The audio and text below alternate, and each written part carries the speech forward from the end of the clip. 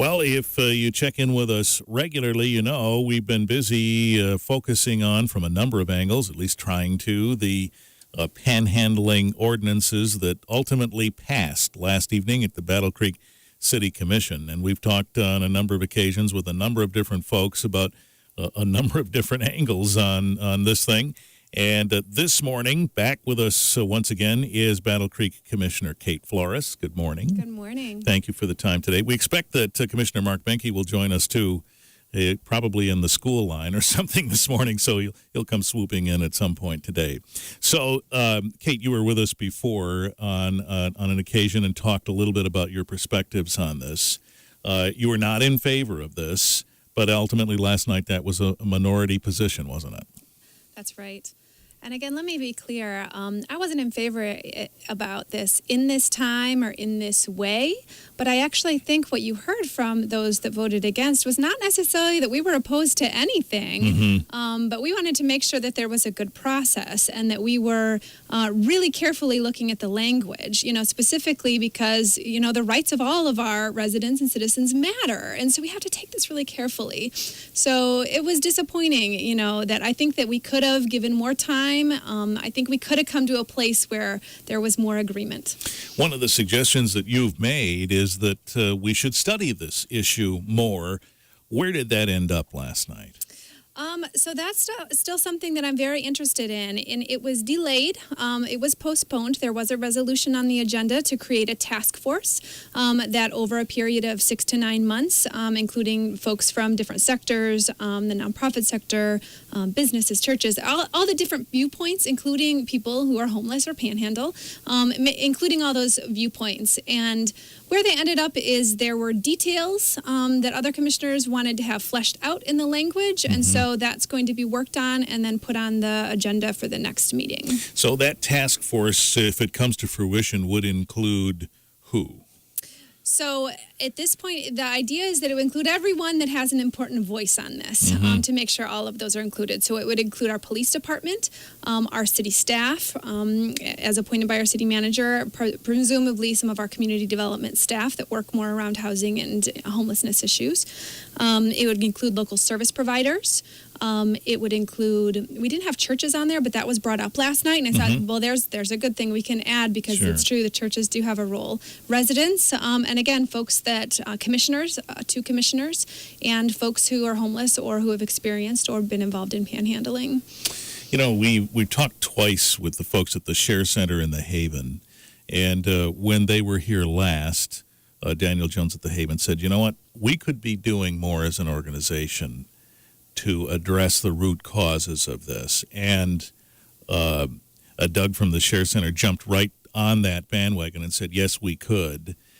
I presume that input is part of what you're seeking. Absolutely. That's actually one of the main reasons for having this is to be able to do that, look at the root causes and see what are the other options, doing some brainstorming, looking at what other cities have done to see what else can we do to have a more holistic and community-based approach. All right, we'll take a break and come back in a minute and talk more about this issue with Commissioner Kate Flores, and Commissioner Mark Behnke will join us.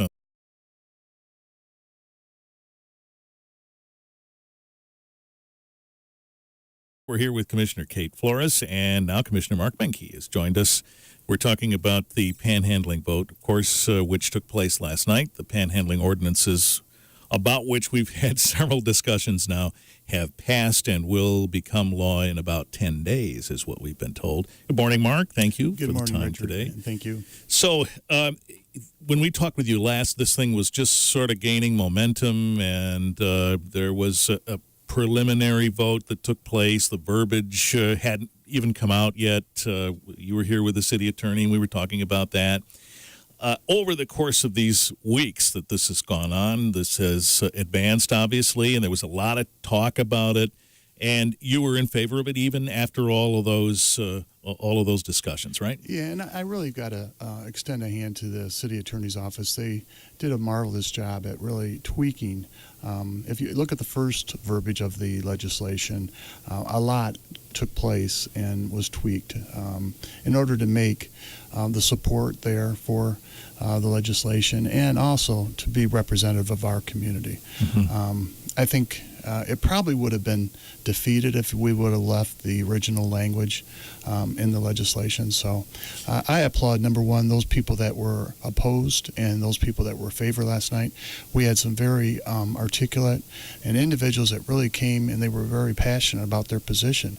Everyone respected each other, and the business owners who are really concerned about some of the situations in downtown Battle Creek. I applaud my hat to both sides, and everyone worked very hard at seeing this through.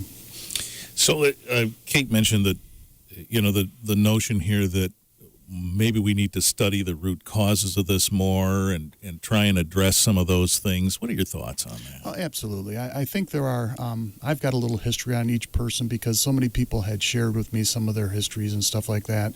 I think that information is something that the committee needs to look at.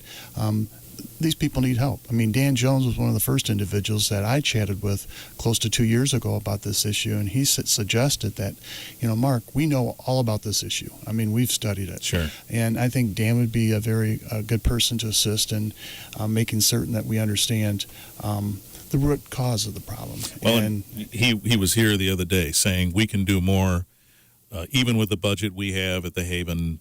We can help address this more. Right, absolutely. Yeah. And so, are we totally going to eliminate panhandling in Battle Creek? Absolutely not. I mean, don't fool yourself. We're still going to have that problem in our community, but still, I think the aggressiveness, hopefully, will be under control. At least the police department will now have the tools in place to deal with that. And that's an issue that I have witnessed firsthand, and that's what's very sad because I firmly believe that those people that have been aggressively panhandled in downtown Battle Creek are not going to come back to downtown Battle Creek. It's frightening. Let's talk about that a little bit.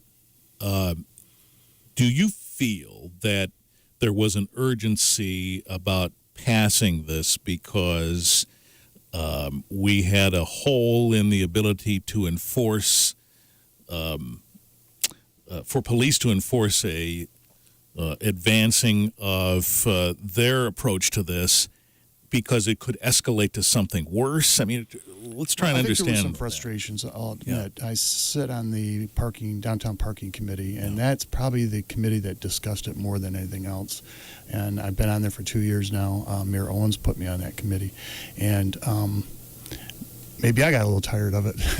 But the fact of the matter is it was always an issue that was discussed. It was never on the agenda because they really didn't have authority. But a lot of those members of that committee were very frustrated at some of the inabilities of the police department to assist them in really getting their hands around the aggressive panhandling. Kate, do you get the impression that there was urgency here and that we have a problem that needs more immediate attention? So I definitely heard in the process that there are issues, and there are issues there. And I think from all of the ends of the spectrum, I did hear there is a consistent view that additional limitations around behavior would be appropriate. But I actually believe in the wisdom of the pause. I don't think that there was an urgency, like we got to get this done now. Okay. And the area where there was actually the most frustration was at City Hall.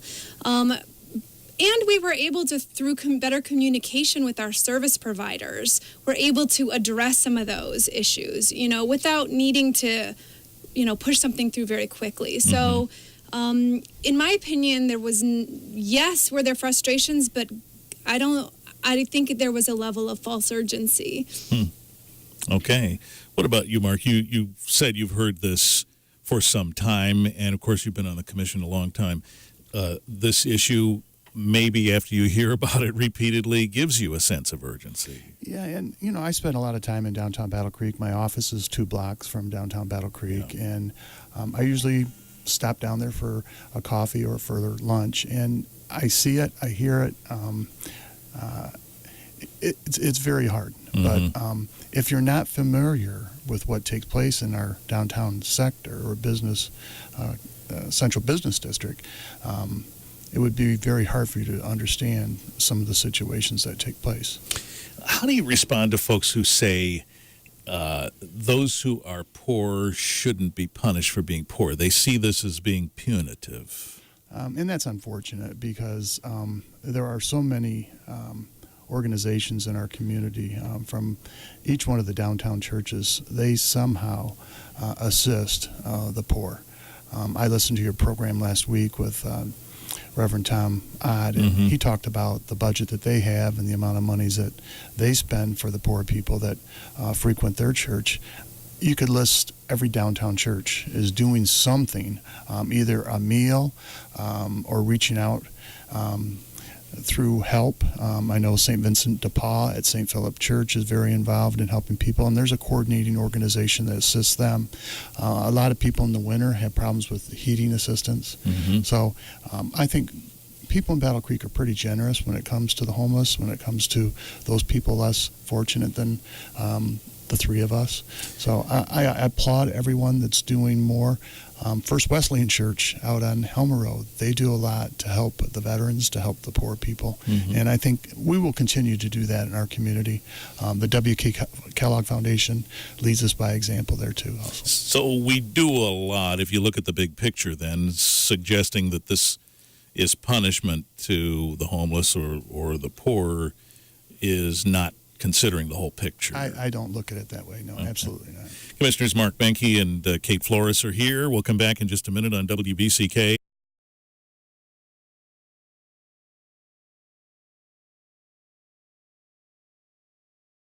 A few more minutes with Commissioners Mark Behnke and Kate Flores. We're talking about the panhandling vote last night. So, Mark, you said there were changes in the verbiage. Now, when you were here earlier with the city attorney, she was quite comfortable with the wording in terms of any sort of legal challenge to that. Do you think that the wording changes that have taken place before yesterday's vote have better assured any sort of legal challenge to this? Well, that's an interesting question. I know that Sonny, who has dedicated a lot of his time to this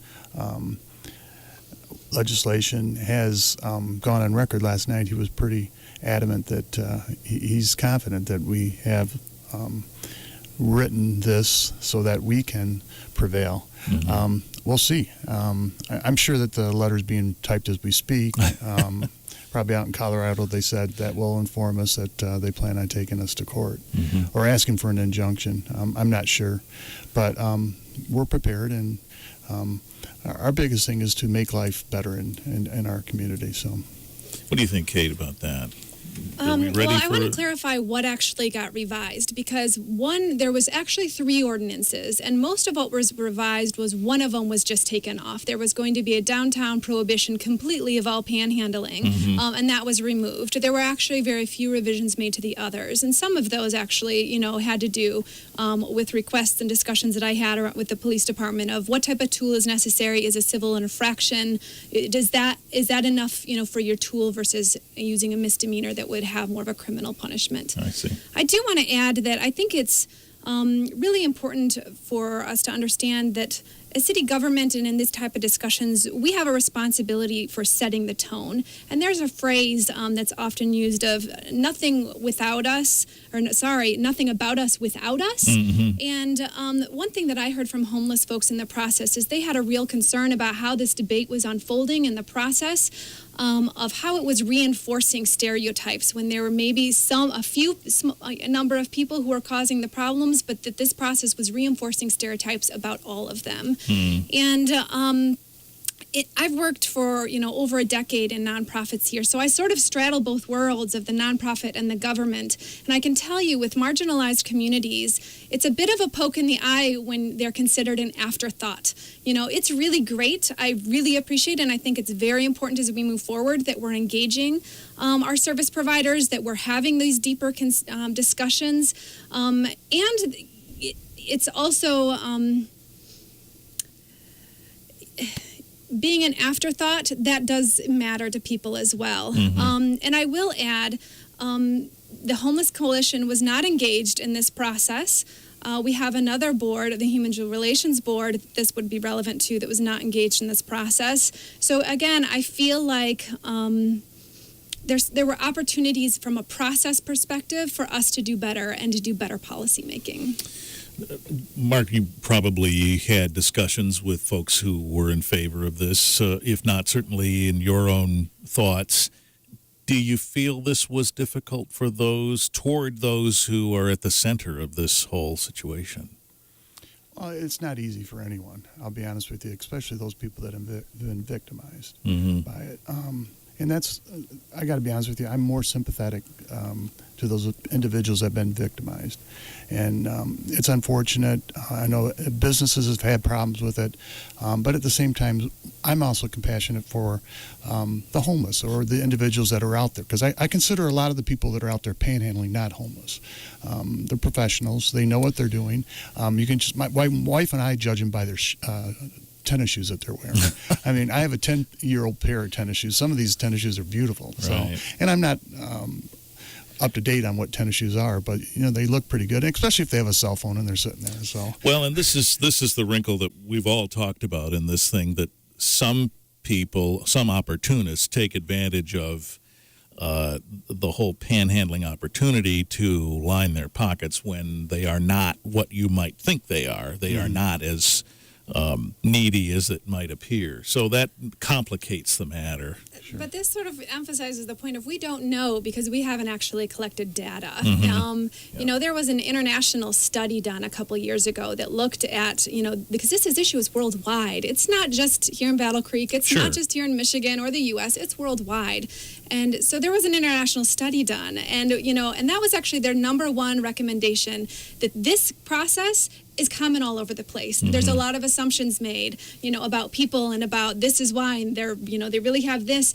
But until you actually look at the data, that's one of their first recommendations is get data, look at the reality, because when you actually do that, there may be some of those elements, but you don't know until you actually get clear on that. I'm against the wall on time, but I want to give you a chance to talk about this. If we do have a legal challenge to this, does our in-house legal team have enough resources to handle that, or do we need to hire additional legal support? And are we prepared for that, budget-wise, either of you? I'm confident that we have the legal staff on board, and it won't take that long. Okay. Good. The Battle Creek Enquirer recently reported that, in another city they spent between, I'm forgetting the exact figure, between $130,000 and $150,000. I think I saw that too, yeah. So that might linger out there, but hopefully if it happens, it's quick, like you said, Mark, and it won't cost us as much. Well, we appreciate the time that you've both given us before and now and in the future, so thanks in advance. We appreciate you taking the time too, Richard. It's a tough subject, really. I don't think any one of the commissioners really wanted to present this, but I appreciate you really exposing and sharing with the community the effects. Well, thank you, and we'll talk again soon. Thanks. Commissioner Kate Flores and Mark Behnke, Battle Creek City Commission on WBCK.